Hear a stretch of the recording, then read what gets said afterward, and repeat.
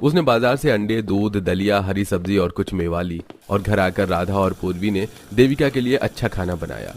ये सब बातें कुमुद को खाई जा रही थी। वो बेबस होकर ये सब सोफा पर बैठी देख रही थी कि तभी उसकी नंद अपनी नई बहू को लेकर वहां पर पहुंची।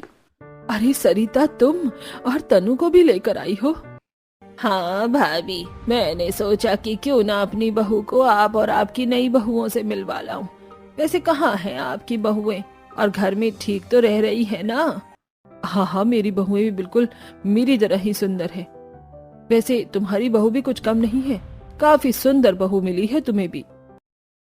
अरे क्या भाभी, बाहर की सुंदरता से क्या होता है, मन सुंदर होना चाहिए। इस बात पर तनु ने अपनी सास को टेढ़ी निगाहों से देखा। ये खुद तो जरा भी सुंदर नहीं है, इसीलिए इनको सुंदरता का महत्व ही नहीं पता। इसके बाद सरिता ने देविका की तबीयत के बारे में पूछा, जिस पर कुमुद ने बात को आई गई करके दूसरे उसे बातों में लगा लिया। थोड़ी देर बाद श्रुति ने उन दोनों को नाश्ता कराया और फिर सभी बहुएं थोड़ी देर उनके पास बैठकर वापस से देविका के कमरे में चली गईं। देविका के पास उनका बहुत मन लगता था। अरे बस भी करो राधा, मेरा पेट भर चुका है। तुम तो मुझे खिला खिलाकर मोटी कर दोगी। अगर हम आपको इस तरह नहीं खिलाएंगे तो आपकी कमजोरी नहीं भर पाएगी। देविका की पांचों देवरानियां उसका बहुत अच्छे से ख्याल रख रही थी और अब देविका की कमजोरी पूरी तरह से दूर हो चुकी थी। ये देखकर उसकी देवरानियों ने उसके ऊपर कुछ ब्यूटी प्रोडक्ट भी इस्तेमाल करने शुरू कर दिए।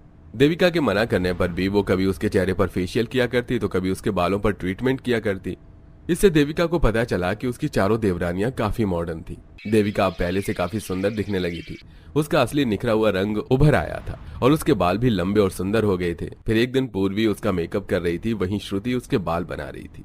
अरे पूर्वी, मैंने कभी मेकअप नहीं किया, कहीं मैं इसे लगाकर अजीब न लगूं। क्या मेकअप करके इतनी सुंदर लड़की कभी अजीब दिख सकती है? आप ही कमाल की बातें करती हैं।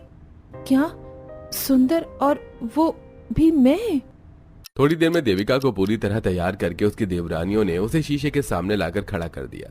अपने आप को ही देखकर देविका को अपनी आंखों पर यकीन नहीं हुआ। वो सच में काफी सुंदर दिख रही थी। क्या ये मैं हूँ? पर मैं तो बहुत बदसूरत दिखती हूँ ना? नहीं नहीं भाभी, कोई भी लड़की बदसूरत नहीं होती, सिर्फ खुद पर ध्यान न दे पाने की वजह से उनकी खूबसूरती कहीं दब जाती है। हाँ भाभी, अपना ख्याल रखने पर ही इंसान का असली रूप उभर कर बाहर आता है और इसमें कुछ भी बनावटी नहीं है। देविका को अपनी देवरानियों की बात समझ आ गई कि जैसे वो अब दिख रही है ये उसका असली रूप है। उसने अपनी चारों देवरानियों का शुक्रिया किया। पता नहीं कि मैं तुम्हारे ये एहसान कब चुका पाऊंगी। सच में सिर्फ तुम सबकी वजह से ही मैं यहाँ पर इतनी खुश, सुकून और प्यार महसूस कर पाई हूँ।